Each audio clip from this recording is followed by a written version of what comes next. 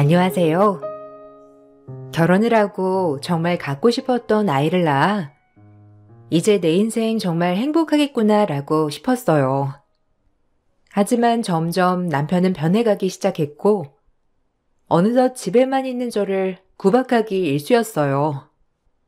하지만 결혼하면 다 애를 보고 살아야지라는 마음으로 넘어가던 일이 한두 번이 아니었고 남편은 저를 두고 대놓고 바람까지 피기 시작했어요.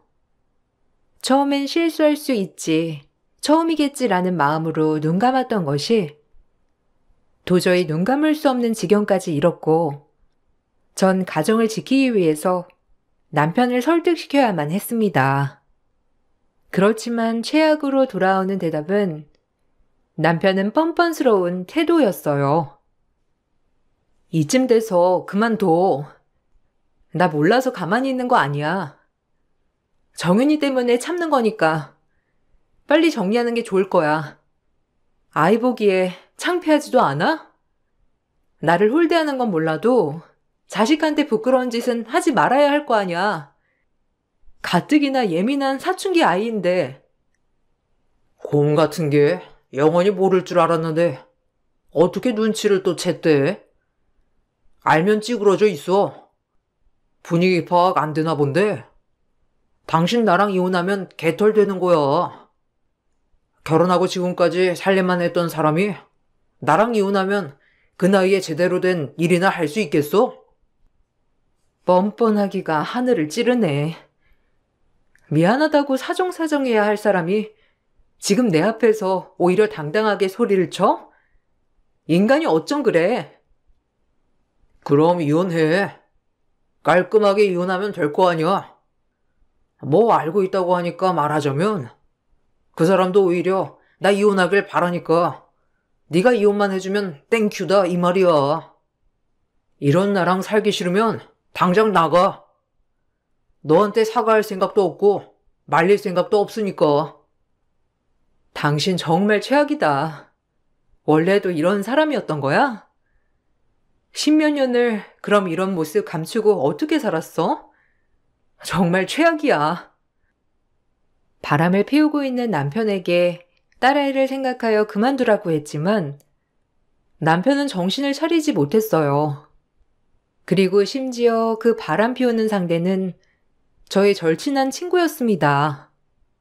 이혼을 하고 아이를 혼자 키우는 친구가 안쓰러워 가끔 저희 가족 모임에 초대하여 놀러도 가고 밥도 먹고 했던 것이 화근이 되어 제 남편과 그렇게 외도를 저지르고 있었던 거예요.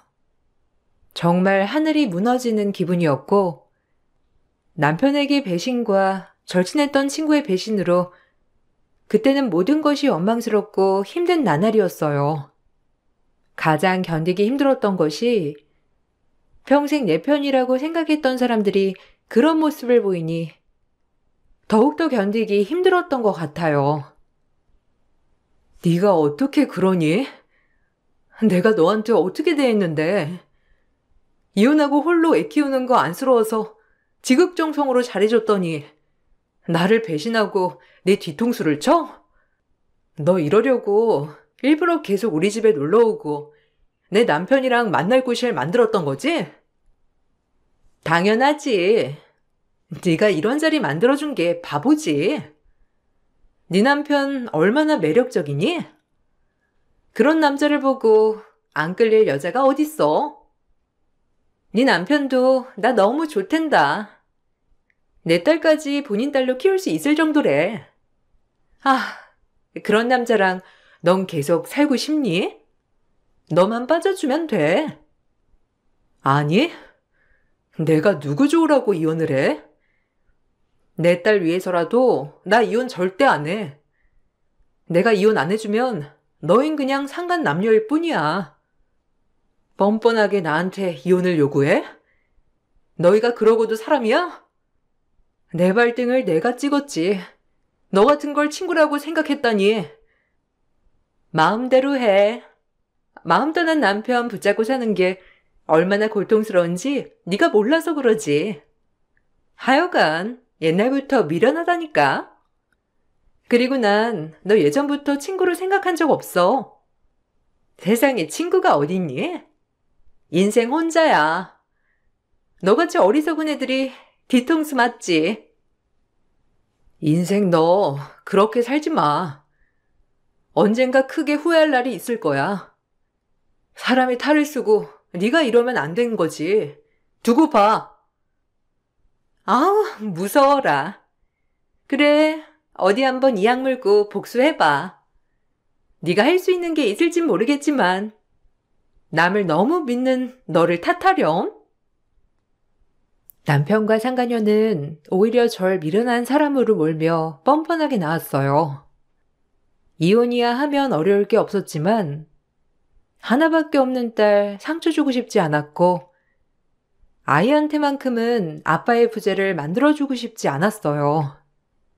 하지만 결국 한창 공부에만 집중해도 모자랄 고등학생 딸은 결국 아빠의 외도 사실을 알아버렸고 정말 미안하게도 착한 딸은 제 마음을 헤아려주며 오히려 위로해 주었어요.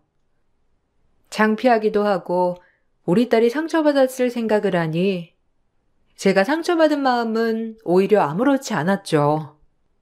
그저 딸아이가 괜히 우리 때문에 한참 진로를 결정하고 예민할 때 엇나가는 게 아닐까 하는 걱정만 앞서게 되었는데 그럼에도 딸은 바르게 자라더군요.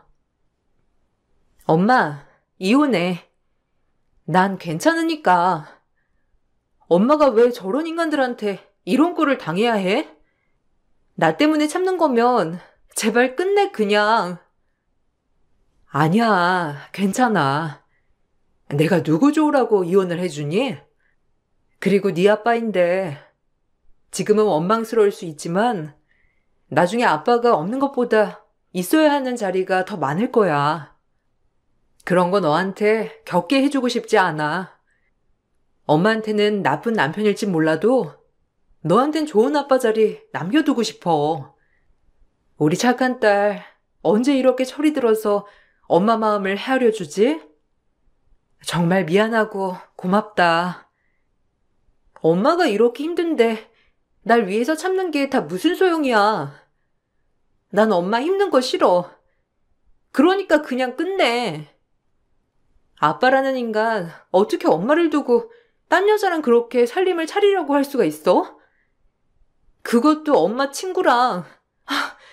나 용서 못해. 그러지 마, 정연아. 그래도 네 아빠가 너한텐 각별하잖아. 엄마는 너 하나만 생각하면 다 참을 수 있단 말이야.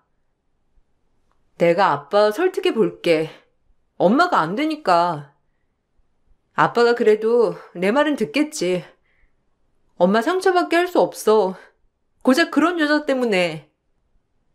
저에게 모질어도 딸아이에게만큼은 다정한 남편이었기 때문에 아빠 자리를 쉽게 없애고 싶진 않았어요. 하지만 고등학생인 딸은 바람이 나서 저에게 이혼을 뻔뻔하게 요구하는 남편을 혐오하더라고요. 제가 끝까지 이혼할 수 없다고 하자 딸은 아빠를 설득하기 시작했고 그 과정에서 아빠라는 인간에게 처음으로 상처를 받게 되었는데 전 그 모습을 보고 이혼을 결심했어요.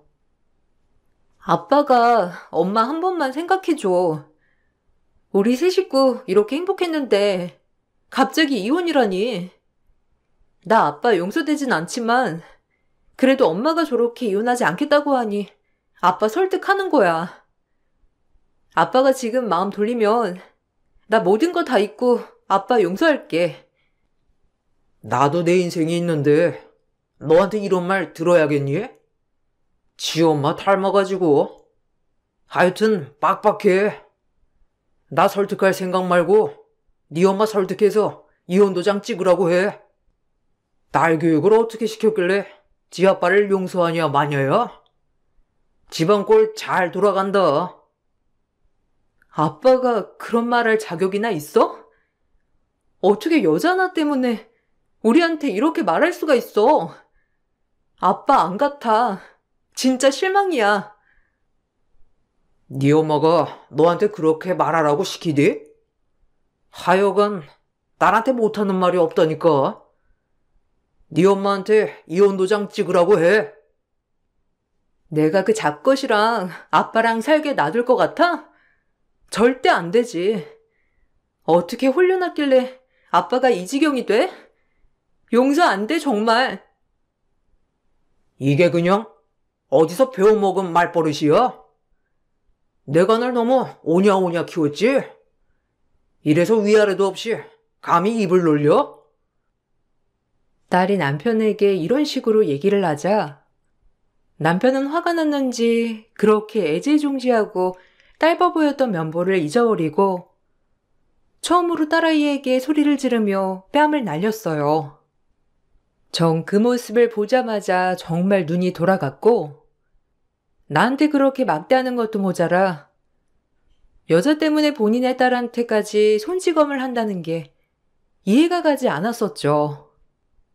이 모습을 보고 참을 수 없이 힘들었고요. 애를 어떻게 키웠길래 싹수 없이 아빠를 가르쳐? 내가 그동안 너무 오냐오냐 했지? 어디 맛 좀 봐라. 일로 와. 미쳤어? 당신이 무슨 자격으로 애를 건드려? 여자한테 눈이 멀어가지고 본인 딸한테 이러고 싶어? 진짜 니네 사랑 눈물 난다. 그러니까 이혼해 달라고. 이 꼴 저 꼴 보기 싫으면 이혼하면 될 거 아니야. 너도 쟤도 다 정 떨어진다. 새 출발하게 나 좀 내버려 둬. 그래, 이혼하자. 나도 이렇게 자식 나몰라라 하는 정신 빠진 놈이랑 절대 살고 싶지 않아. 인간 쓰레기 같은 놈. 저 자식 버리고 너 잘되나 두고 보자. 이제야 말이 통하네. 진작 이혼해 줬어야지. 정연이나 너나 내 앞길 방해하면 나 절대 가만 안 둬. 되도록이면 빨리 도장 찍자.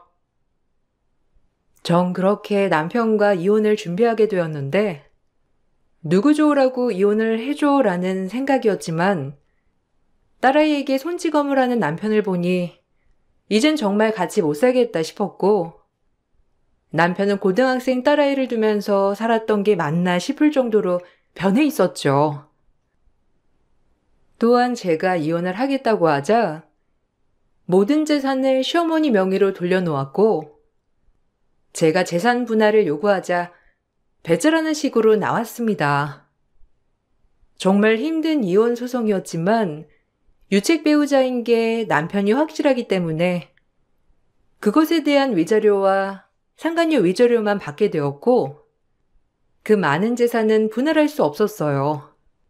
정말 억울하고 화가 났고 남편과 상간녀는 더더욱 저를 약올렸어요. 미리 손을 써놨구나. 어떻게 네 딸을 낳은 나한테 이렇게 돼? 내가 당신한테 뭘 그렇게 잘못했니? 이제 재산까지 돌려놔? 정말 정 떨어진다. 당신이 이렇게까지 할 줄 몰랐어. 나한테 땡전 한 푼 주는 게 그리 아까웠어?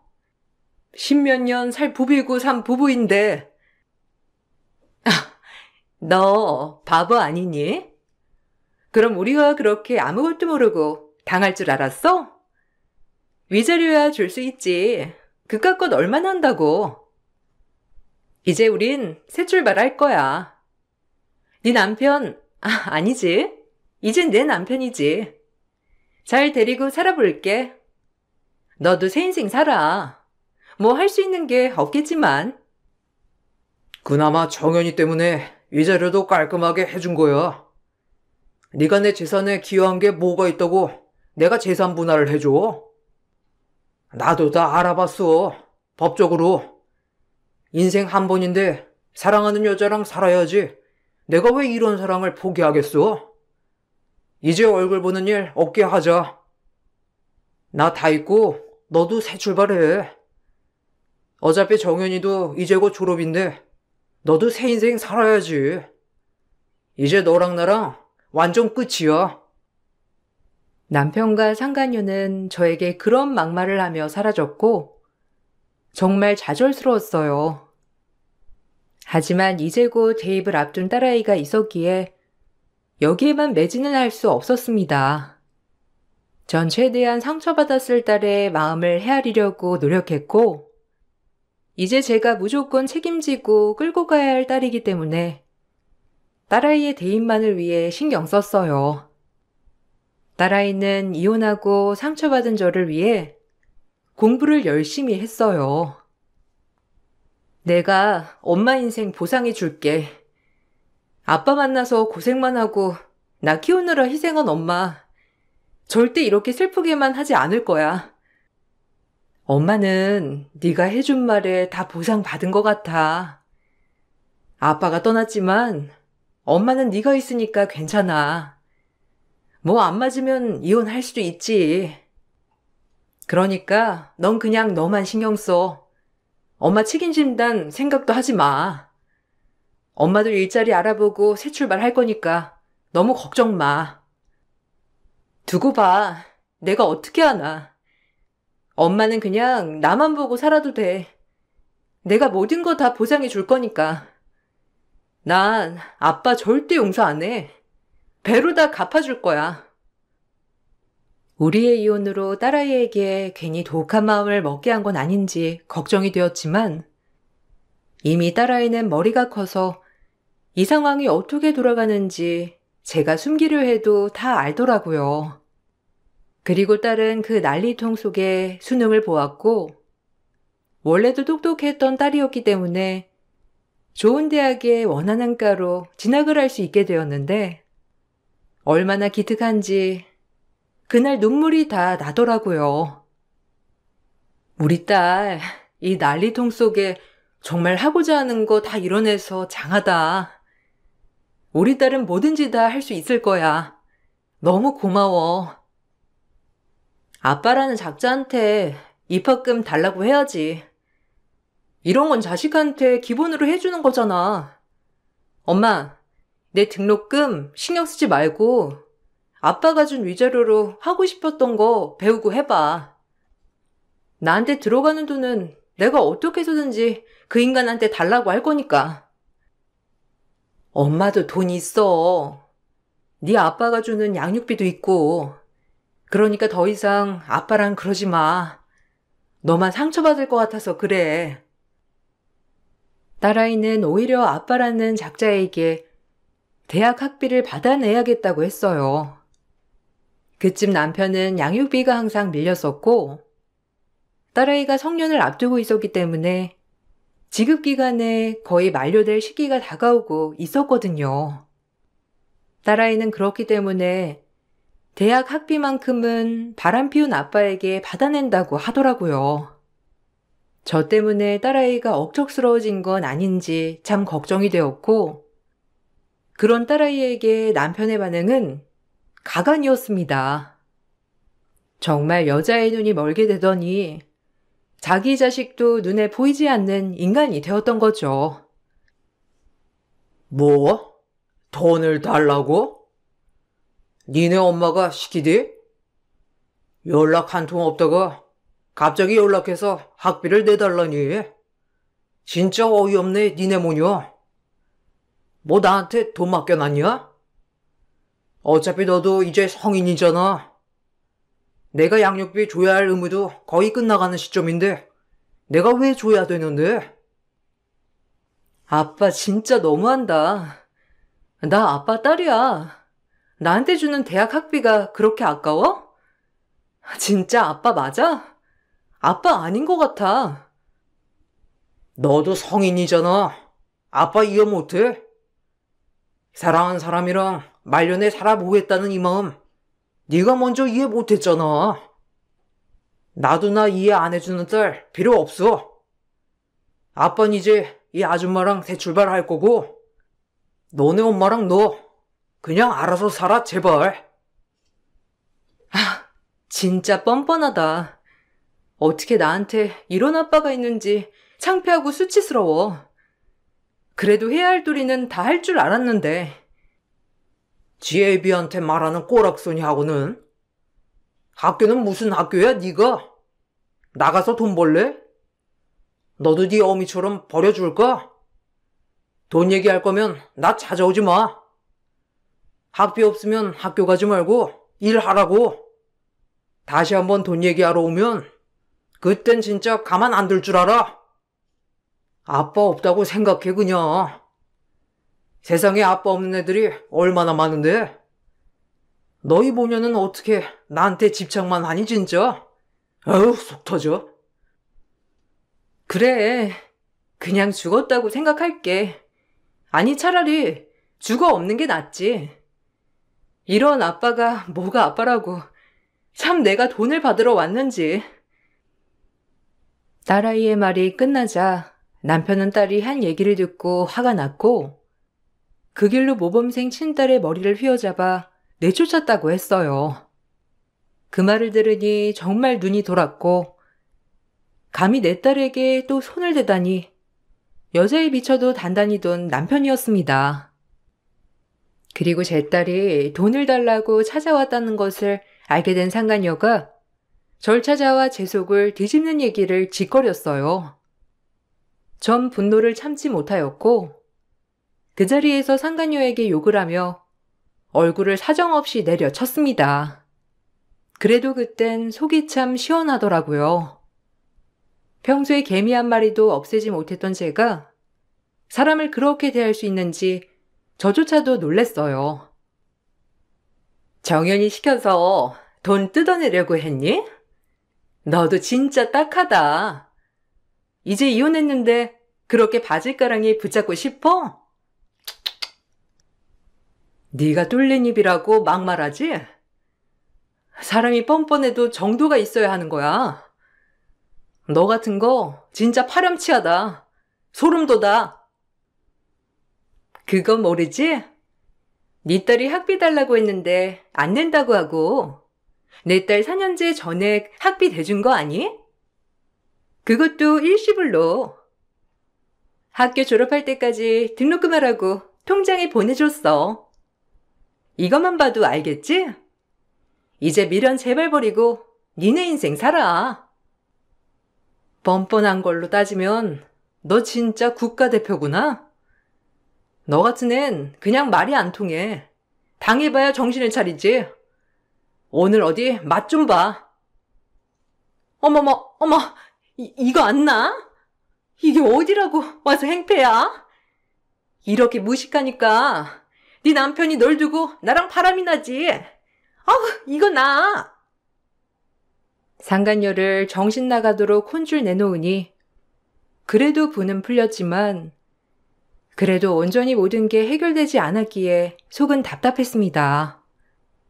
본인 딸한테 그렇게 모질게 대해놓고 상간녀 딸은 4년제 전액 학비를 내줬다고 했고 그 말을 들으니 또 한 번 딸이 받을 상처에 눈물이 쏟아졌죠.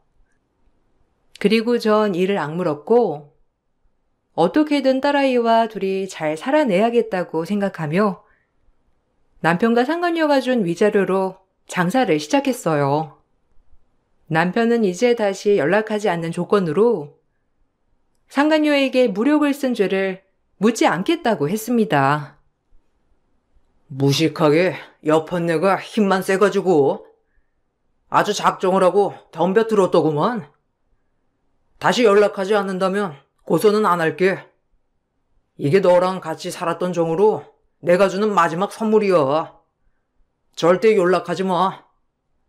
너 이렇게 무력 쓴 거 고소하면 바로 구속감이야. 알아?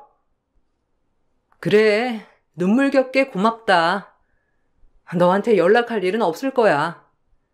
한동안 널 남편으로 믿었다니 내 발등을 내가 찍은 셈이지. 그 일이 있고 나서 전 앞만 보고 달렸고 딸아이의 학비를 위해 열심히 일했습니다. 다행히 장사는 평타 이상이었고 딸아이는 대학을 진학해 본인 진로를 위해 악착같이 공부하고 몰두했어요. 그런 딸아이가 안쓰러운 반면 정말 대견하고 자랑스러웠고 그렇게 9년이 흘렀습니다. 정신없이 살아가다 보니 솔직히 제가 받은 상처 다 잊혀졌고 제 옆에 딸아이가 있어서 정말 행복하기도 했어요. 저와 딸아이의 상처가 아물어져 갈 때쯤 딸은 저에게 어느 날 이런 말을 하더라고요. 이제 내가 그 인간 끝장내줄게, 엄마. 이날만을 기다렸어. 엄마한테 얘긴 안 했지만 난 준비 다 됐거든. 내가 하는 거 지켜봐줘. 더 이상 엮이지 마. 너 상처받는 거 2번이면 좋게. 그 인간은 그 인간대로 살게 내버려 두고 우리 그냥 다 잊자. 엄마, 지금 너무 행복해. 이렇게 장사도 잘 되고 자리도 잡고 너도 네가 하고자 하는 거 다 이뤘고 뭐가 부족해. 그만 다 잊자. 아니, 나 절대 못 잊어. 그 인간들 잘 살게 둘 수 없지. 나 검사잖아, 엄마. 그동안 참고 참았어. 그리고 준비는 끝났어. 엄마 대신 내가 그 인간들 눈에서 피눈물 나게 해줄 테니까 두고 봐. 어디서 감히 인간들의 탈을 쓰고 살아가? 끝장내야지. 그런 일이 있고 9년 뒤 검사가 되어온 딸이 남편을 향해 서슬퍼런 복수를 준비하기 시작했어요. 딸아이는 검사가 되고 일을 하면서 차츰차츰 남편이 운영하고 있는 회사에 대해 뒤를 캐기 시작했고 비자금이며 횡령 등 여러 가지 불법 자금들을 조사하기 시작했죠. 워낙 싹싹하고 인간관계가 넓었던 딸아이의 몇 년에 걸친 복수 방법이었습니다. 그리고 곧 남편 회사는 검찰 조사가 들어갔는데 검찰 조사가 들어가게 되어 남편은 크게 타격을 받았고 가족을 수사할 수 없었던 딸은 본인과 가장 친한 동기검사, 즉 딸아이의 모든 것을 알고 지낸 동기검사에게 부탁을 해 남편을 기소하였어요. 모든 걸 알게 된 남편은 충격을 받았고요. 아마 저희 모녀 그저 그렇게 살아가고 있는 줄 알았겠지만 딸아이는 그새 검사가 되어 있었고 저 역시 반찬 장사를 시작해 그래도 그 동네 주변에서는 아주 유명한 반찬 가게로 자리를 잡았거든요. 이렇게 잘 살고 있는 것이 전 최고의 복수라고 생각했습니다. 날 보고 많이 놀랐나 봐. 개 3명씩. 이 자금 횡령이며 불법 자금이며 어떻게 세탁했는지 다 조사 들어가고 있으니까 기다려. 그리고 아마 당신이랑 재혼한 그 정신 나간 아줌마도 이 돈 같이 쓴 거잖아? 피해가진 못할 거야. 아니, 네가 어떻게 검사가 돼? 아, 그래, 달러로 좀 해라. 내가 막판에야 아빠 노릇 못했지만 그동안 먹여주고 키워줬는데 네가 이런 거 막을 정도는 될 거 아니야. 잔말 말고 막아줘. 아빠 인생 한번 살린다 생각하란 말이야. 그래야 사람이지. 나 기소한 검사랑 너랑 동기라며. 그러니까 말 좀 잘해줘. 네 아빠라고 하면 좀 봐줄 수도 있잖아. 부탁한다 내 딸아. 어? 개세명씨, 어디서 딸딸거려. 당신이랑 손절한 지가 언제인데. 이거 다 내가 벌린 판이야. 변명은 검찰 조사에서나 하라고. 구속 절대 못 피해가. 당신 중년은 깜빵에서 썩게 될 거니까 그리 알아. 9년 동안 행복했지? 처자식 버리고 나가서 당신이랑 똑같은 여자랑 그 자식이랑 얼마나 깨복같겠어. 이제 남의 눈에 눈물 난 대가는 치르셔야지. 아주 즐겁다 진짜. 그렇게 남편은 검찰에 송치되었고 회사 회계장부부터 모든 걸 싹 다 터는 동료 검사였어요.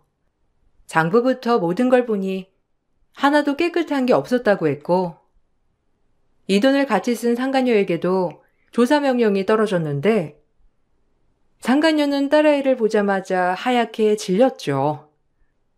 그러면서 본인은 아무 죄가 없다고 오히려 남편 책임이라며 소리를 지르고 악을 써댔는데 정말 눈물겨운 사랑이었습니다. 네가 네가 어떻게? 아니, 네 아빠를 그렇게 깜빵에 쳐넣으려고 하는 거니? 아, 어쩜 애가 그렇게 독해? 그리고 나는 왜 끌어들이는 거야? 난 네 아빠가 그냥 사주는 거 있고 그런 건데 그런 돈인 줄 몰랐다고. 내가 그런 돈인 줄 알았으면 썼겠니? 쟤는 네 아빠한테 물어. 나한테까지 이러지 말고. 너 나한테 악감정 있는 건 알다만 그래도 죄 없는 사람한테 이러면 되겠니? 그건 핑계고 다 나와 있어. 법인카드로 미용 시술이며 당신 딸 유학 비용이며 쓸 땐 좋았겠지만 이제 벌을 받을 차례야. 아주 어마어마하게 썼네. 보니까 연간 12억이라니.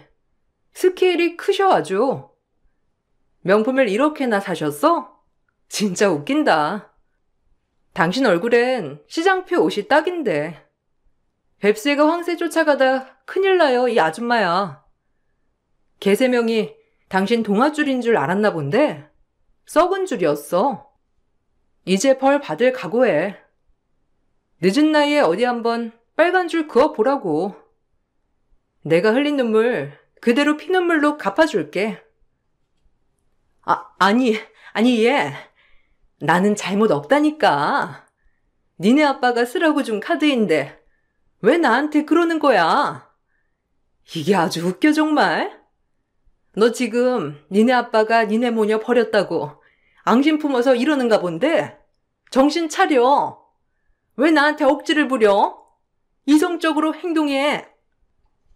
그리고 나도 피해자야. 니네 아빠 만나서 내가 얼마나 헌신하고 봉양했는데 이 정도 돈은 쓸 수도 있는 거지. 왜 나한테 그래? 당신도 이성적이지 않은 것 같은데?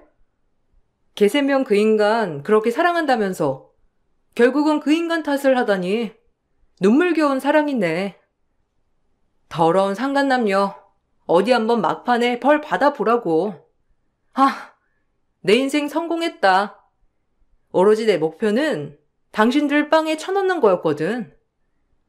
거지 같은 호족 때문에 내가 기소 못하는 게 한이지만 그래도 내가 조사하고 나머지는 친한 검사한테 넘겼으니 빵에 가는 건 확실할 거야. 그렇게 상간녀도 경찰 조사를 받게 되었고 그리고 남편은 법인카드와 회사 돈 횡령을 한 혐의로 구속이 확정되면서 상간녀 또한 연간 12억이나 되는 돈을 개인적으로 쓴 혐의로 남편과 함께 구속 확정이 되었어요. 그야말로 상간남녀 중년 인생 감옥에서 썩게 된 것이죠. 회사에선 대표가 구속되자 대표 해임만까지 건의되어 남편은 회사에서 쫓겨났고 전문 경영인이 회사를 경영하게 되었습니다. 딸아이는 저에게 복수해 줄 거라는 약속을 지켰고 그걸 지키기 위해 얼마나 피나는 노력을 했을지 안 봐도 화냈어요. 제 딸아이지만 정말 대견스러웠고 한편으론 마음이 많이 아프기도 했습니다. 네 아빠인데 그래도 이러면 되겠니? 어떻게 그렇게 모질어? 지엠이 닮아가지고 애미가 꾀인 거지? 얼른 네 아빠 형량 적게 해달라고 말해라. 너 그 정도 능력 되잖아. 어떻게 딸이 아빠를 구속시키려고 남한테 네 아빠 비리장부를 갖다 바쳐? 이런 완전 콩가루 집안이야. 아무리 못난 아빠라지만 하나밖에 없는 아빠인데 네가 그럴 수 있는 거냐? 당장 중지시켜. 할머니, 웃기네요. 엄마 아빠 이혼할 때 뒷짐지고 구경만 해놓고 상간녀한테 며느리라고 했으면서 이제 와서 아빠라니. 전 아빠 없어요. 제 눈엔 그저 불법 천지인 범죄자일 뿐이라고요. 다신 찾아오지 마세요. 웃기네요. 엄마랑 그 인간 이혼하고 단 한 번도 저 찾은 적도 없으면서 이제 와서 찾아와 한다는 소리가 아빠 형량 좀 줄여달라니. 진짜 우습기 짝이 없어요. 그러니 인간 좀 잘 키우지 그러셨어요. 어떻게 키웠길래 인간 이하의 짓을 하고도 뻔뻔하게 얼굴 들고 살 생각을 했는지 역겹네요, 정말. 뭐야? 아, 너 정연이 맞냐? 어떻게 이렇게 독해? 제비 구속을 깨어내서 네가 발 뻗고 마음 편할 줄 알아? 이 못된 것! 어디서 이 할망구가 우리 딸한테 못됐다 마다야? 당장 나가요. 당신 얼굴 보면 그 인간 얼굴 생각나니까 내 딸한테도 찾아오지 마. 예, 네가 정연이 좀 말려봐라. 네 말은 들을 거 아니야. 애비가 너한테 모질게 군 거 내가 사과할게. 어떻게 아들을 감옥에 두고 내가 발 뻗고 자겠어. 그러니까 제발 정연이 좀 말려줘. 그래도 한때는 네 남편이었고 애 아빠였잖니. 제발. 누가 애비고 남편이에요. 아무리 나한테 연애도 소용없어요. 당신도 똑같아. 방관했잖아. 그때 그 시절 그제 달게 받는 줄 알아요. 딸아이에게 들었단 말 중 가장 웃겼던 건 남편이 만들어 놓은 재산들, 즉 저와 이혼 당시 저에게 재산 분할을 해주지 않으려고 시모 앞으로 돌려놓은 재산 중 일부를 상간녀 앞으로 해줬다고 했고, 상간녀는 그걸 팔아 주식이며 코인이며 정신 못 차리고 해대다가 모든 걸 잃었다고 했습니다. 그걸 알 길 없는 남편은 그저 지 재산이 잘 있는 줄 알았고요. 딸아이가 조사 중 너무 웃겨 남편에게 모든 걸 얘기하니 남편은 조사 과정에서 부들부들 떨면서 본인이 사람을 잘못 봤다고 그제야 용서를 빌었다고 했어요. 간이고 쓸개고 빼줄 것처럼 사랑했던 여자에게 재산도 다 털리고 회사 돈까지 횡령하는 최악의 범죄자로 전락한 게 웃겼어요.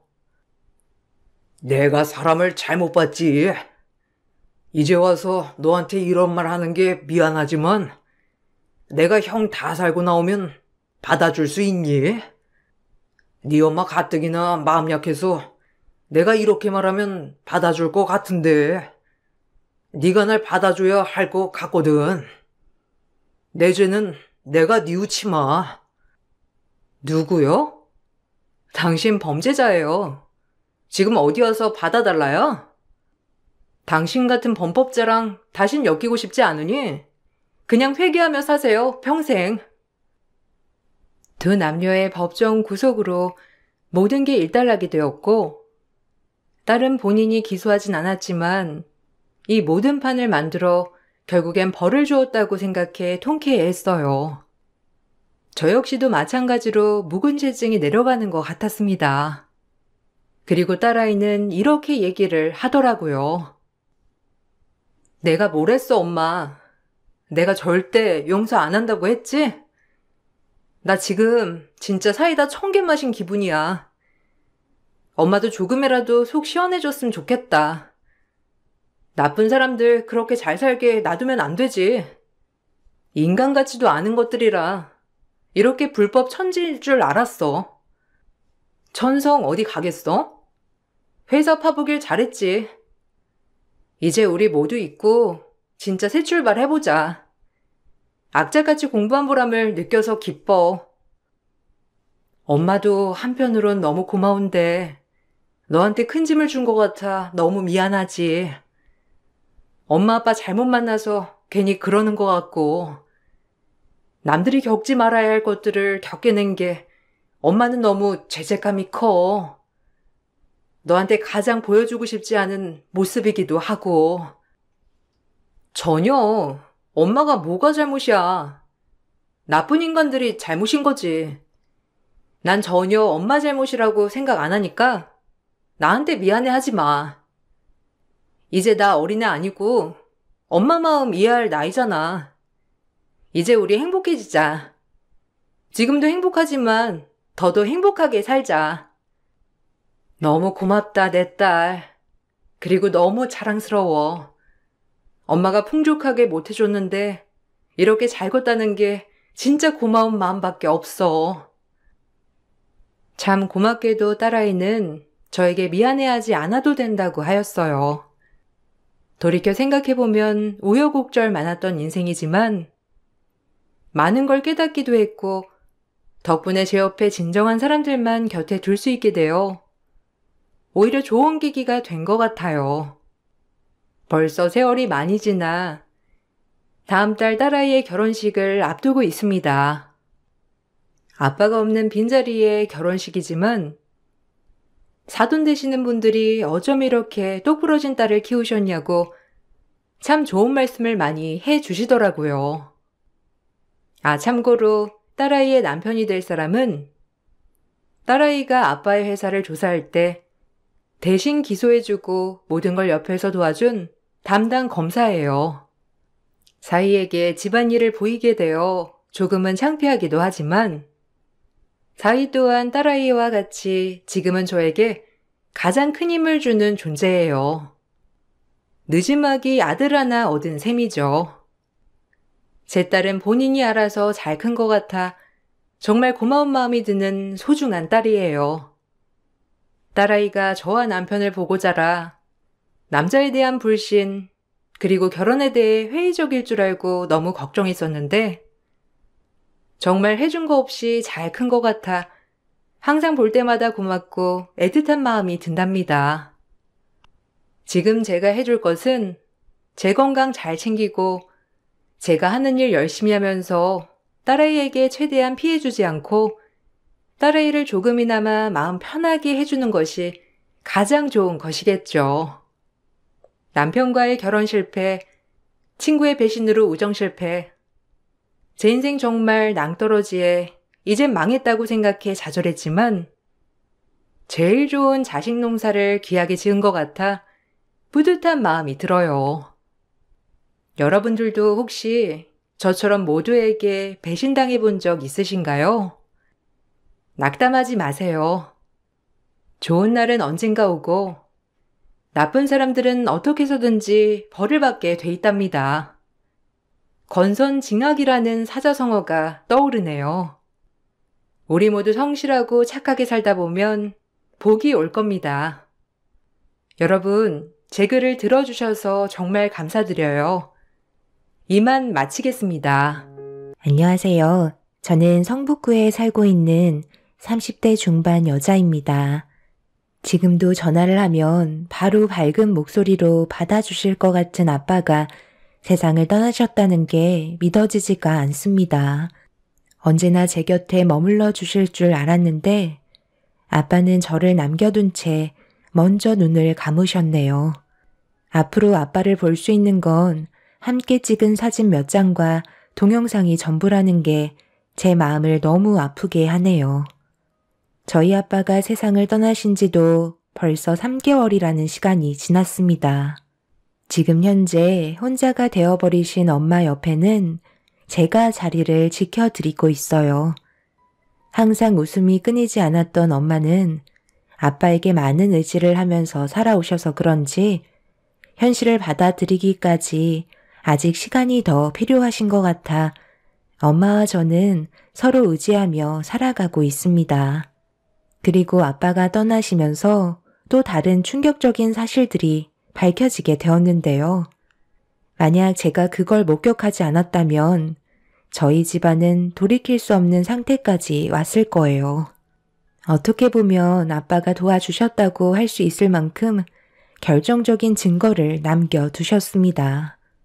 제 사연의 시작은 5년 전 어느 여름날 저희 가족이 동해바다 해수욕장에서 물놀이를 하고 있던 도중에 아빠가 다리에 쥐가 나셨는지 물에서 나오지 못하고 계셨어요. 그때 어떤 남자가 저희 아빠를 구해주면서 그 사람과의 인연이 시작되었습니다. 아빠는 생명의 은인이라면서 그 사람을 정말 마음에 들어 하셨죠. 그리고 저와 전혀 이어지지 않는 사람이었는데 어떻게 하다 보니 연인 사이가 되었고 남편으로서 저와 함께 인생 계획을 세우게 되었습니다. 초장부터 아빠의 마음을 사로잡았던 남편은 저희 집안에 아들이 없어서 그런지 남편을 상당히 좋아하셨어요. 남자답고 아빠가 없어도 저희 가족을 잘 이끌어 줄 것 같은 믿음을 가지고 계셨죠. 저도 남편의 듬직한 모습이 정말 마음에 들었습니다. 더군다나 남편은 아빠를 위기에서 구해줬기 때문에 그 점이 많은 작용을 하게 되었죠. 그렇다고 그거 하나 보고 남편을 판단한 건 아니었어요. 인성 또한 좋았고 어른에 대한 예의도 갖췄으며 대기업에서까지 근무를 하고 있었기 때문에 남편에 대한 호감도가 상승했던 거였습니다. 서로가 만들어질 수 없는 인연이었기 때문에 저희 가족 모두 남편을 특별한 존재로 생각하고 있었어요. 저희 집안에 꼭 필요한 사람으로 인식을 하고 있었죠. 그렇게 좋은 관계를 유지하는 동안 남편에 대해 실망했던 적이 단 한 번도 없을 만큼 잘 지내오고 있었는데 불행은 평화로울 때 오는 거라고 어느 날 아빠의 행동에 이상한 점들이 조금씩 눈에 들어왔고 아빠도 몸에 문제가 생겼다는 걸 인지하셨는지 병원에서 검사를 받아봐야 할 것 같다고 하시길래 저희 가족 모두 아빠의 건강 상태를 확인하기 위해서 병원으로 향하게 되었죠. 그리고 검사를 받아본 결과 충격적이게도 아빠는 치매 초기 증상을 겪고 있으셨어요. 가끔 일상생활을 하실 때 깜빡하시거나 되물으시는 경우가 몇 번 있으셨는데 그게 초기 치매 증상인 걸 병원에 가서야 알게 된 거였죠. 저희 가족은 하늘이 무너져 내릴 만큼 상당한 충격을 받게 되었고 연세가 많으셨던 아빠는 생각보다 치매 증상이 날이 가면 갈수록 하루가 다르게 변화된 모습을 보여주셨네요. 의사는 치매라는 게 사람마다 진행되는 속도가 다르기 때문에 꾸준한 관리가 중요하다며 여러 가지 조언을 해주셨지만 그건 크게 도움이 되지는 못했습니다. 그러다 보니 남편도 많이 걱정이 됐는지 치매에 좋다는 것들을 자주 사왔고 일부러 시간을 쪼개서 친정에 다녀오기도 했었네요. 남편의 변하지 않는 그런 모습들을 쭉 지켜봐온 아빠는 모두가 모여있을 때 갑자기 중대 발표를 하셨어요. 내가 앞으로 얼마의 시간 동안 정신이 온전할지 모르겠다만 제정신일 때 박서방한테 부탁 하나만 하지. 앞으로 내 딸과 자네 장모를 잘 부탁하네. 그래도 자네가 그동안 나한테 듬직한 모습을 보여줘서 내 가족을 믿고 맡길 수 있다는 거에 너무 마음이 놓이고 아들 같아서 앞으로 나 대신 내가 가진 재산을 대신 관리해 줄 수 있겠나? 이런 건 남자가 관리를 해야 집안을 잘 이끌어갈 수가 있거든. 이번에 평생 부동산 일을 하면서 제대로 된 건물 하나 만들어 보자고 정말 많은 시간을 쏟아부었고 그 결과 125억짜리 건물 하나 가질 수 있게 되었지만 내 몸이 지금 이 상태인데 그 건물이 있어봤자 뭐하겠어? 자네는 일단 대기업을 나왔고 경제적으로도 눈이 뜨였기 때문에 우리 가족을 잘 부양해 줄 거라 생각했거든. 단순히 결정한 문제도 아니고 정말 신중하게 고민한 거기 때문에 받아줬으면 좋겠네. 자네는 어떻게 생각하나? 내가 가진 재산을 가지고 우리 가족의 부양을 책임져 줄 수 있겠나? 나는 어차피 가족들에게 피해를 주고 싶지도 않고 요양원에 들어갈 거라 크게 걱정하지 않아도 될 것 같네. 자네는 나한테 그냥 사위가 아니라 생명의 은인이자 친아들로 생각하기 때문에 자네를 믿고 맡기려 하는 거니 우리 가족들을 잘 좀 부탁하네. 장인어른, 저는 그 건물을 받을 만큼 마음의 준비가 되어 있지 않습니다. 그리고 그 재산은 당연히 장모님께 돌아가야죠. 그게 맞는 겁니다. 장인어른 옆을 평생 지켜주신 분은 장모님이신데 고작 제가 이 사람과 결혼한 지 얼마나 됐다고 그 큰 금액의 재산을 혼자서 가져간다는 건 도둑이나 마찬가지인 거죠. 저를 그렇게 믿어주셨다는 것만도 저는 감사하게 생각합니다. 당신은 어떻게 생각해? 내가 사이한테 건물을 넘겨도 될 것 같아? 불만이 있으면 지금 말해줬으면 좋겠는데. 내 입장에서는 솔직히 좀 당황스럽긴 하지. 아무래도 나한테 그동안 단 한 번도 당신의 고민을 털어놓은 적은 없었잖아. 지금 그 건물을 박서방한테 넘기겠다는 것도 우리는 전혀 알지 못하고 있었는데? 준비가 되어 있지 않았는데 무슨 말을 할 수가 있겠어? 아무래도 돈 문제가 예민한 거기 때문에 지금 당장 결정할 수 있는 문제가 아니지. 나중에 다시 얘기해요. 오늘은 단순 식사 자리인 줄 알았는데 갑자기 이런 대화가 오고 가서 좀 당황스러우니까 이쯤에서 정리하고, 너도 다음날 일찍 출근해야 하니까 박서방이랑 어서 들어가야지. 조금 있다가 다시 엄마가 전화할게.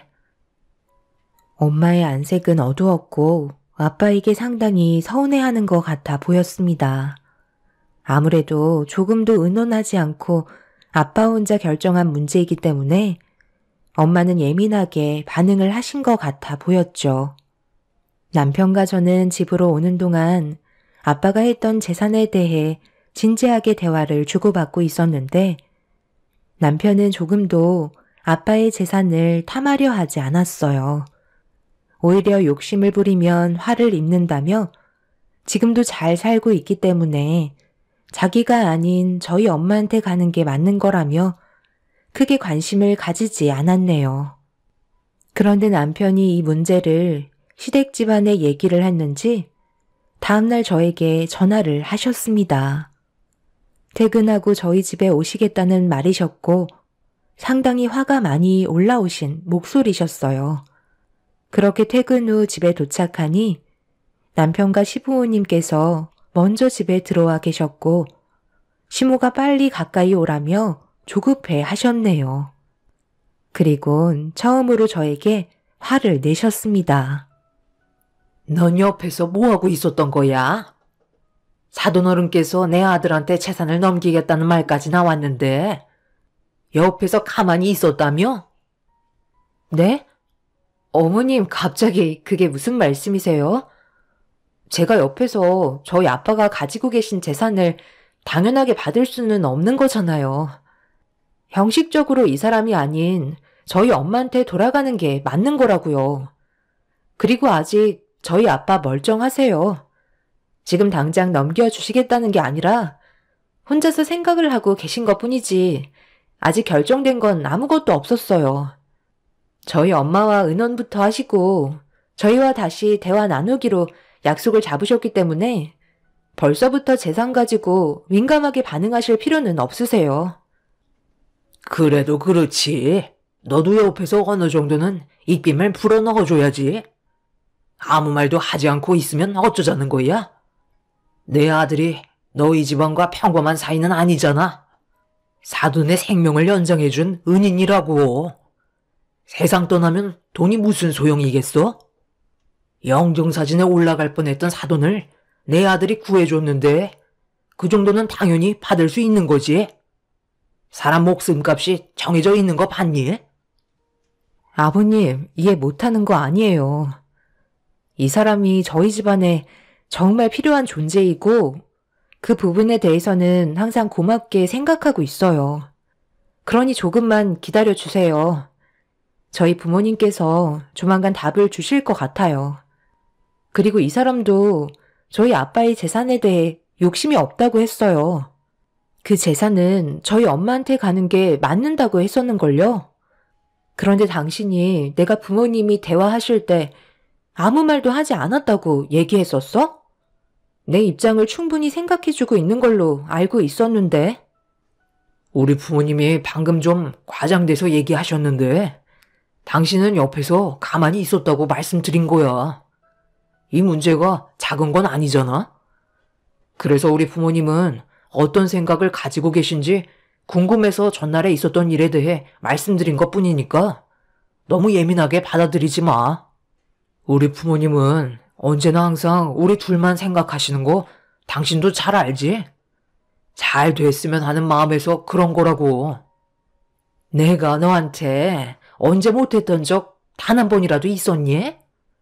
네가 며느리로 들어온다고 했을 때 조금도 반대한 적 없었고 우리 집안의 며느리로 환영했었다. 그것뿐이야?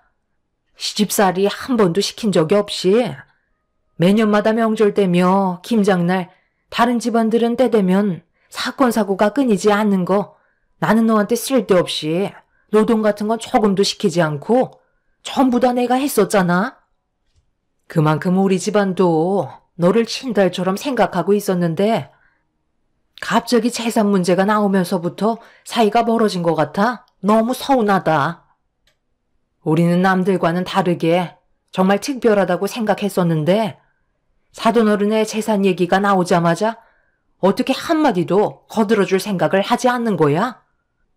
그동안 한 번도 이런 마음 가진 적 없었는데 전날에 네가 보인 행동은 정말 실망스럽다.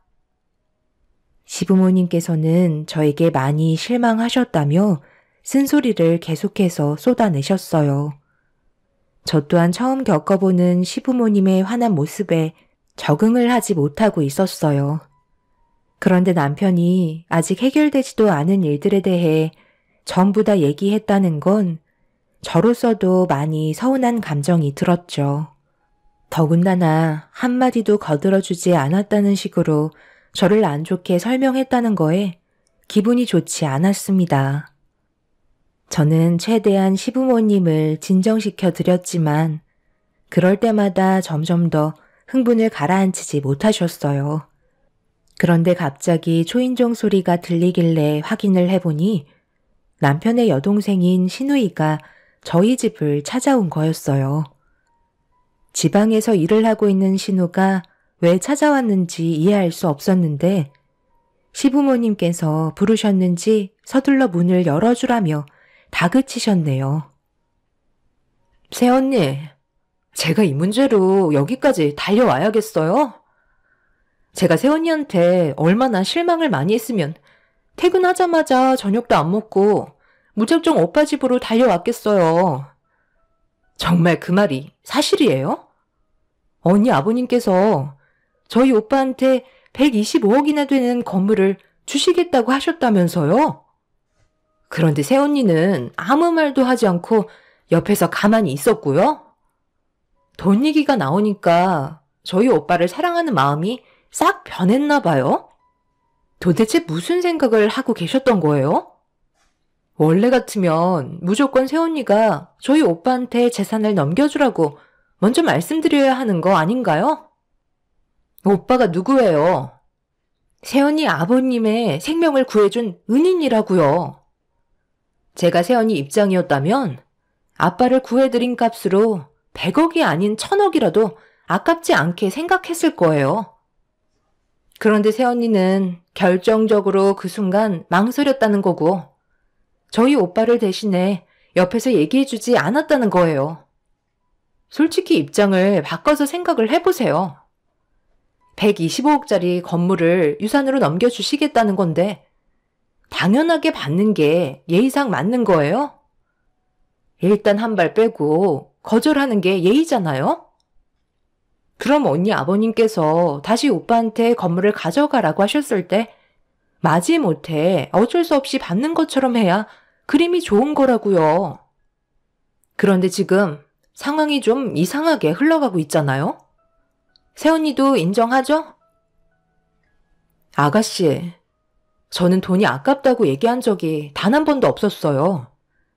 단지 저희 부모님께서 오랜 기간 함께 하셨기 때문에 이 점에 대해서는 상당히 예민할 수밖에 없는 문제이고 결정적으로 엄마는 신중하고 싶으셨던 것 뿐이에요. 그 말이 똑같은 거죠. 마음의 변화가 생겼다는 건 그때의 고마움을 잊어버리셨다는 건데요. 화장실 들어갈 때와 나올 때가 다르다더니 정말 그 말이 맞는 것 같아요. 저는 새언니한테 조금도 서운한 감정이 없었는데 이번 일을 통해서 다시 보게 됐어요. 저희 가족과 관계 회복을 하고 싶으시면 오빠한테 최대한 빠른 시일 내에 건물 명의가 바뀔 수 있게 만들어주셨으면 좋겠네요. 신우가 찾아온 이유도 똑같았어요. 큰돈이 한 번에 들어온다는 생각에 지금을 놓치고 싶어 하지 않는 것 같아 보였습니다. 저도 시댁 식구들의 저를 대하는 행동에 대해 실망을 많이 했었고 남편한테 너무 서운했었어요. 정리가 되지도 않은 상황을 너무 크게 불려놓은 상태라 수습하는 것도 쉽지가 않았습니다. 한참 동안 시댁 식구들은 흥분을 가라앉히지 못한 채 저에게 불만을 쏟아내다가 할 말이 다 떨어졌는지 점차 말수가 줄어들기 시작했어요. 그리곤 다시 침착하게 저를 설득하셨습니다. 내 말이 무슨 뜻인지 이제 알겠지? 너희들이 앞으로 살아가는데 정말 중요한 순간이라는 거야. 그 건물을 처분하고 들어오는 돈으로 너희들이 할 수 있는 게 얼마나 많은 줄 아니? 그것뿐이겠어? 가족들이 앞으로 살아가는데 먹고 살 걱정은 안 해도 된다는 거잖아. 사돈어른의 결정으로 가족들의 삶에는 큰 변화가 찾아올 거다. 그리고 우리의 관계는 더욱더 끈끈해지겠지. 앞으로 하루 이틀 얼굴 볼 사이도 아니고 이제 평생을 함께해야 될 가족으로 형성이 되어 있는 건데 돈 때문에 우리 싸우지 말자. 서로 웃으면서 좋게 해결 볼 수 있는 거야. 그런 큰 돈 가지고 있어봤자 뭐 하겠어. 세상 떠날 때 가지고 갈 수 있는 것도 아니잖아. 남은 인생 즐기다 가면 그걸로 만족하는 거지. 사돈어른께 유산으로 남겨주려 하지 말고 최대한 서둘러서 내 아들의 명의로 바꿔달라고 해라. 우리 웃으면서 잘 살아보자. 사돈어른의 건강이 더 안 좋아지기 전에 하루빨리 정리해야지. 내 말 무슨 뜻인지 이해할 수 있지? 딸이 얘기하는데 안 들어줄 부모가 어디 있겠어? 어머님께서 하신 말씀 충분히 이해했어요. 하지만 아직까지 저한테 그렇다 할 얘기를 해준 건 아직 없으세요. 어머님께서도 저희 아빠가 지금 현재 어떤 상태이신지 잘 알고 계시잖아요. 그래서 저도 지금 많이 당황스러워서 어떻게 해야 할지 많은 고민을 하고 있는 중이에요. 일단 조만간 부모님 얼굴 뵈러 가야 할 것 같으니까 그때 다녀오고 나서 다시 소식을 전해드릴게요. 그리고 제 입장도 조금은 이해해 주세요. 저희 부모님께서 결정하실 문제잖아요. 시댁 식구들은 저를 좋게 타일러서 최대한 하루빨리 아빠의 재산을 남편에게 넘겨줄 수 있게 만들어주길 원하셨습니다. 남편이 시댁 집안의 돈 얘기를 꺼내자마자 이렇게까지 돌변할 거라곤 정말 상상도 못했습니다. 제가 알던 사람들이 아니었어요. 너무 낯설었고 다른 사람을 보는 것 같은 느낌이 들었습니다. 시댁 식구들은 한참 동안 저희 집에 머물다 가신 뒤 남편과 저는 그동안 한 번도 느껴본 적 없었던 냉기가 집안에 가득 퍼지고 있었습니다. 단둘이 남게 되자 남편은 제 눈치를 보면서 안 좋아진 감정을 풀어주려 가까이 다가왔고 조심스럽게 말을 붙였습니다. 결국 남편에게 한마디 하고 말았네요. 내가 이상한 거야? 지금 이게 맞는 거냐고. 전날에 있었던 일이었고 결정된 건 하나도 없는 문제를 가지고 일을 크게 만들어버리면 어떡해? 당신이 이런 식으로 나오면 내가 얼마나 서운한지 알아? 도대체 왜 시부모님께 얘기한 거야? 나도 장인어른께서 그런 말을 하셔서 많이 당황했었어.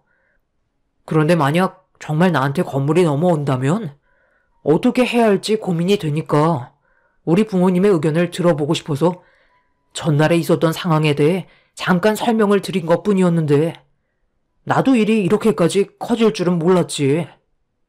그런데 내 말이 틀린 건 아니었잖아. 당신은 그때 아무 말도 하지 않고 있었잖아. 솔직히 나는 그때 좀 서운하긴 했었어. 그렇다고 내가 당신한테 직접적으로 얘기한 건 하나도 없었잖아. 나도 당신이랑 얼굴 붉히면서 싸우고 싶지 않다고. 일단 장인어른 댁에 이번에 다시 가서 어떤 생각을 가지고 계신지 여쭤보자고. 남편은 저희 아빠의 건물을 꼭 본인의 명의로 소유하고 싶어 하는 눈치였어요. 다른 건 다 좋았는데 재산 얘기가 나오면서 조금씩 변해가고 있는 남편의 모습이 무섭게만 느껴졌습니다.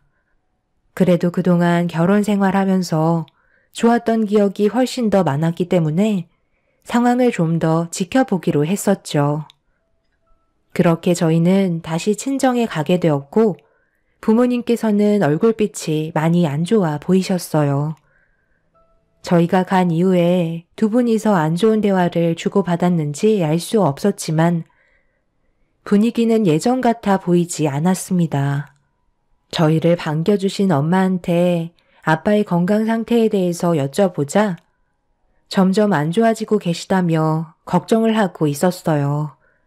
그래도 일상생활 하는 데는 크게 문제가 없다며 요양원을 알아보고 계신다는 말을 하셨어요. 아빠는 엄마와 저한테 짐이 되어주고 싶지 않아 요양원에서 보호를 받고 싶어 했습니다. 알고 보니 엄마는 아빠가 옆에 있어주길 원했고 아빠는 요양원에 들어가겠다고 결정을 내리신 상태셨죠. 그러다 보니 안 좋은 감정이 표출이 되면서 좋았던 부부 금실에도 금이 가기 시작했습니다. 엄마는 정말 힘들어서 버티지 못할 것 같을 때까지는 아빠를 곁에 두고 싶어 하셨어요. 하지만 아빠는 엄마가 힘들어하는 모습을 보고 싶어 하지 않았습니다. 서로가 진심으로 사랑하고 있어서 이런 의견 차이가 생기는 듯 보였어요. 그런데 남편이 어떤 분위기인지 파악을 하지 못했는지 엄마의 얼굴을 붉히게 만드는 한마디를 꺼내고 말았어요. 제 생각으로는 장인어른께서 요양원으로 들어가시는 게 좋을 것 같은데요. 장모님이 요양원에 출입을 못하는 건 아니잖아요. 그리고 시설 좋은 곳으로 가면 훨씬 더 많은 도움을 받을 수도 있고 앞으로 점점 더 힘들어질 텐데 그럴 때 장모님께서 감당하실 것들이 너무 많기 때문에 제 생각으론 요양원에 들어가는 게 좋을 것 같습니다. 정 아니다 싶을 때 다시 댁으로 돌아오면 되는 거잖아요. 그러니 이 문제에 대해 너무 심각하게 받아들이지 않으셨으면 좋겠어요. 저도 이 사람이 만약 장인어른과 똑같은 병을 앓게 된다면 그땐 저도 요양원에 보낼 생각이거든요. 아무리 사랑하는 사이라 해도 내 몸이 힘들면 사랑은 눈앞에서 보이지 않거든요. 관리받을 수 있는 곳에서 생을 마감하는 것도 좋은 방법이고 가족들에게 피해를 주지 않는 결정이라고 할 수 있을 것 같네요. 장모님께서 지금 현재 갑자기 혼자가 되신다는 것 때문에 많이 두려우신 것 같은데요. 시간이 지나면 자연스럽게 적응하게 되어 있어요. 하루에 세상 떠나는 사람들이 얼마나 많은데요. 그 사람들 전부 현실을 받아들이고 지금은 잘 살고 있잖아요. 그러니 너무 걱정하지 마세요. 이 사람이랑 제가 있는데 뭐가 두려워서 요양원에 안 모시겠다는 거죠? 지금 그걸 말이라고 해? 내가 싫다고 했으면 그만인 거지. 나는 이이가 내 옆에 있어야 마음이 놓인다고. 자네 처음에는 잘 몰랐는데 상대방에 대한 입장을 조금도 고려해주지 않는구만. 그런 성격 당장 고치게. 제 성격이 어때서요? 저는 있는 그대로를 말씀드리는 거예요. 나중엔 저에게 고마워하실걸요? 장인어른, 제 말이 맞죠? 그리고 저번에 장인어른께서 말씀하신 건물은 어떻게 하실 거예요? 결정은 내리셨어요? 어떤 식으로 진행하실 거죠?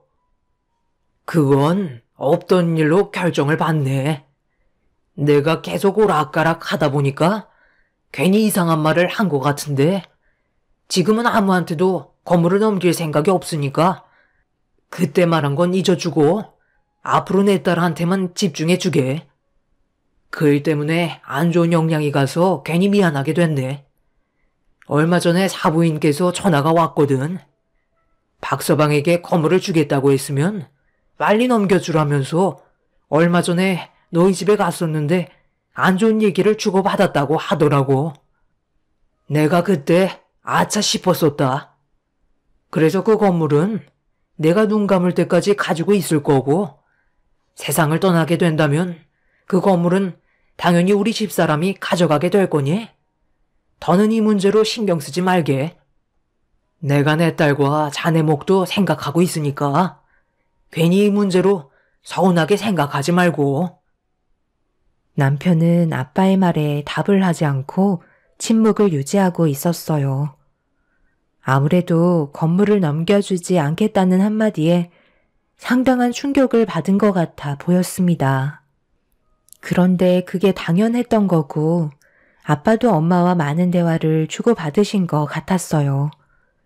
대화 중간중간에도 아빠의 치매 증상은 오락가락하는 모습을 보이셨지만 요양원에 들어가시겠다는 생각은 변함이 없으셨어요. 아빠의 고집은 엄마와 제가 절대 꺾지 못했고 결국 요양원으로 들어가시기로 결정을 보게 되었습니다.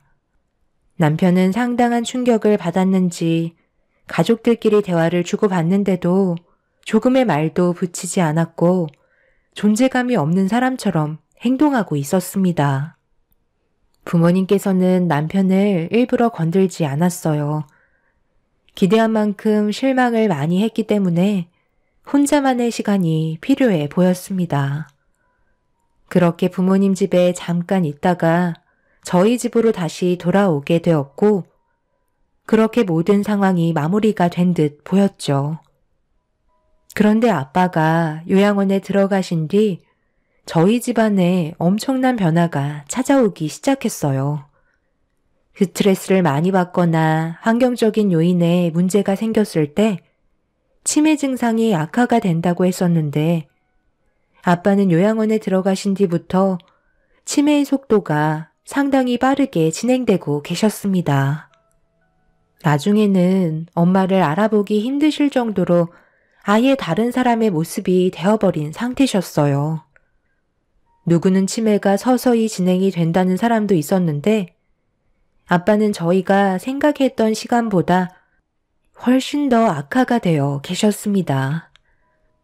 그런 모습을 지켜보고 있던 저희는 다시 집으로 돌아가야 하나 싶었지만 엄마를 알아볼 수 없는 상태에서 한 공간에 있는 건 위험할 수도 있다며 요양원에선 집에서 모시는 걸 반대했어요.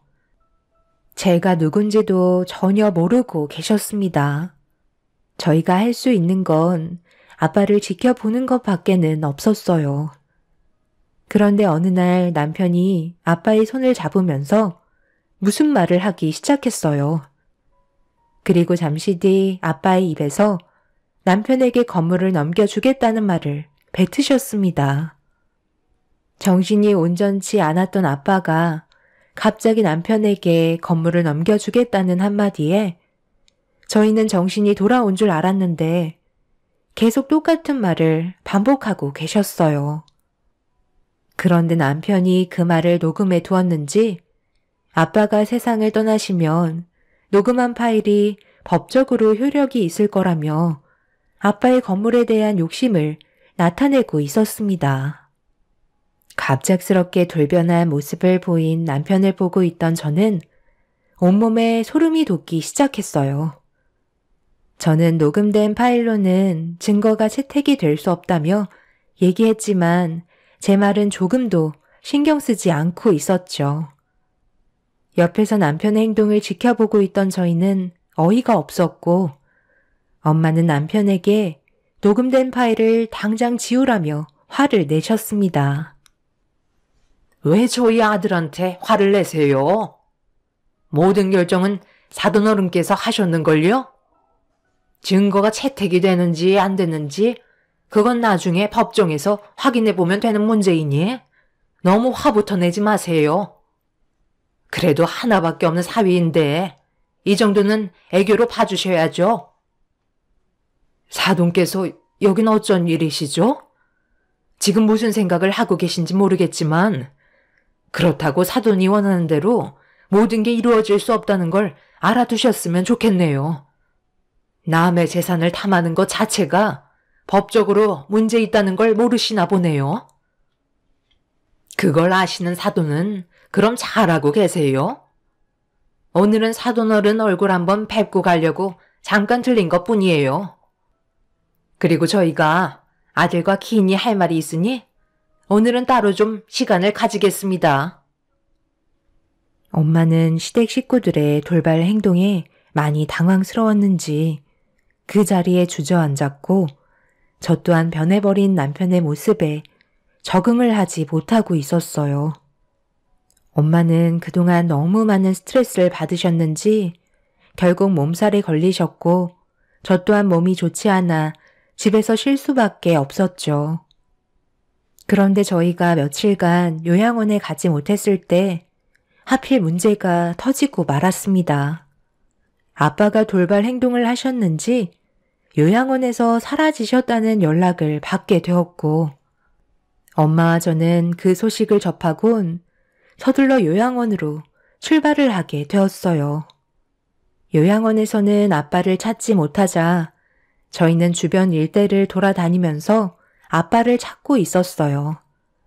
그렇게 한참 동안 아빠의 행방을 알려고 돌아다니고 있었는데 요양원에서 다시 전화가 왔고 충격적인 소식을 들을 수 있었습니다. 아빠가 건물 밖으로 나가셔서 혼자 돌아다니시다가 달리는 버스를 발견하지 못하면서 충돌이 일어났고 그 자리에서 세상을 떠나셨다는 말을 들을 수 있었습니다. 한순간에 아빠를 잃게 된 저희는 병원에 도착해 아빠를 살려달라고 애원했지만 이미 아빠는 너무 큰 사고로 인해 결국 돌아오지 못하셨네요. 뒤이어 남편과 시댁 식구들도 병원으로 와주었고 남편이 아빠의 장례를 도와주며 그날만큼은 아무 말도 하지 않았습니다. 그런데 장례가 시작이 되면서 조문객이 없던 늦은 새벽에 남편과 시부모님은 한자리에 모여 술판을 벌이면서 대화를 주고받고 있었는데 얼굴빛이 상당히 밝더라고요. 저는 그 모습들을 쳐다보며 무슨 말을 하고 있는지 들어봤는데 아빠의 125억짜리 건물이 남편에게 간다며 시부모님은 기뻐 날뛰시며 장례식장에서 잔치라도 벌이는 듯 행복한 모습을 보여주고 있었네요. 저와 엄마는 넋이 나간 상태라 그 모습을 보면서 한숨을 내쉬었고 왜 이런 사고가 발생이 됐는지 이해할 수 없었습니다. 결국 시댁 식구들을 지켜보고 있던 엄마는 시부모님 앞으로 걸어가시더니 술판을 벌이고 있던 상을 뒤엎으며 당장 장례식장에서 나가라며 소리를 지르셨어요. 결국 엄마와 시부모님께서 얼굴을 붉히며 몸싸움이 일어났고 남편은 중간에서 말리면서 저희 엄마한테 현실을 받아들이시라며 갑자기 핸드폰을 꺼내 들더니 충격적인 영상을 보여주었습니다. 아빠의 음성이 남편의 핸드폰에서 들려왔고 저는 너무 놀라 남편의 핸드폰을 빼서 재생되고 있는 영상을 다시 처음부터 확인을 하게 되었습니다. 그 안에는 아빠가 남편에게 125억의 건물의 재산을 넘겨주겠다는 유언이었고 저와 엄마는 촬영되어 있는 아빠의 모습을 보고 사색이 된 얼굴로 영상을 계속 돌려볼 수밖에 없었어요. 이게 어떻게 된 거야? 아빠가 언제 이런 유언을 남기신 거지? 그동안 나한테 이런 중요한 걸 숨기고 있었던 거야? 내가 뭐라고 그랬어? 장인어른께서 나한테 그 건물을 넘겨주신다고 하셨잖아. 촬영된 영상을 보면 1명 이상의 증인인 내가 옆자리에 앉아있고 연도부터 날짜까지 전부터 장인어른께서 직접 말씀하셨다고. 그러니 이건 법적으로 무조건 효력이 생기는 거야. 나는 절대 인정할 수가 없어. 이거 당신이 전부 꾸민 짓이지? 아빠가 온전치 못한 몸으로 이런 걸 촬영했을 리 없다고. 엄마는 상당한 충격을 받으셨는지 그 자리에 쓰러지셨고 남편은 제가 들고 있던 핸드폰을 뺏은 뒤 시부모님과 함께 장례식장을 빠져나가려는데 빈소에 이상한 음성이 들려오기 시작했어요. 아빠의 목소리가 빈소에서 들려오길래 그곳으로 천천히 걸어가 확인을 하자 신우가 술에 잔뜩 취해서는 남편이 가지고 있던 영상과 똑같은 유언의 동영상을 보면서 웃고 있었습니다. 그런데 남편이 보던 영상과는 전혀 다른 말소리가 제 귀에 들려왔고 저보다 늦게 걸어온 남편이 갑자기 소리를 지르면서 신우의 핸드폰을 뺏으려 하길래 제가 먼저 술 취한 신우가 보고 있던 핸드폰을 급하게 빼서 들었습니다. 장인어른, 똑바로 못하겠어요? 제가 분명 오늘밖에 시간 없다고 했을 텐데요. 여기에 적혀있는 대로만 읽으면 된다고요. 노인네가 글씨 하나 못 읽어서 되겠어? 다시 시작하세요. 제가 말한 거에 대해 하나라도 빠지면 그 유언은 무효가 되는 거라고요. 그리고 너는 조금도 친하지 않게 잘 편집해서 자연스러운 동영상을 만들라고. 편집된 것 같은 느낌이 들면 유언은 인정되지 않으니까 최대한 철저하게 작업을 맞춰야 할 거야. 125억이 걸린 문제야. 알겠어? 장인어른, 다시 똑바로 읽어보세요. 지금 뭐 하시는 거예요? 빨리 앉아요. 제가 이번 일만 끝나면 그렇게 가고 싶어 하신 충주 고향집에 모셔다 드린다고 했잖아요. 엄마, 장인어른 가시잖아. 빨리 붙잡아요. 남편은 엄마와 제가 몸이 좋지 않아 요양원에 가지 못했을 때 그 틈을 노려 아빠에게 억지로 유언을 받게 만들었어요. 그런데 아빠가 그런 환경이 무서웠는지 요양병실을 빠져나오게 되었고 요양원 밖으로 나간 아빠는 버스와 사고가 나게 되신 거였죠. 신우는 이런 일에 상당한 충격을 받았는지 제정신이 아닌 상태로 죄책감에 시달렸는지 만취가 된 모습을 하고 굳게 닫혀있는 빈소문 앞에서 영상을 틀어서 보고 있던 거였네요. 너무 충격적인 진실이 눈앞에 펼쳐졌고 엄마는 말도 안 되는 사실에 오열을 하셨습니다. 결국 시댁 식구들 전부 경찰에 연행이 되면서 조사를 받게 되었어요. 저희 아빠를 구해줬던 남편이 재산 때문에 아빠를 세상 떠나게 만든 사건이었습니다. 지금 현재 시댁 식구들은 법적인 처벌을 앞두고 있는 상태이고 저희 가족에게 선처를 바라고 있습니다.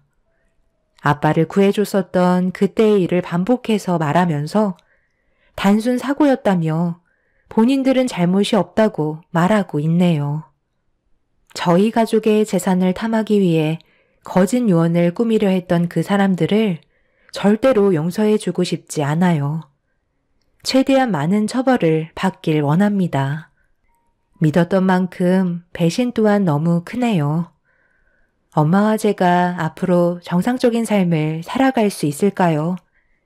제 사연 들어주신 분들, 여러분들의 가정은 언제나 행복하시길 바랄게요.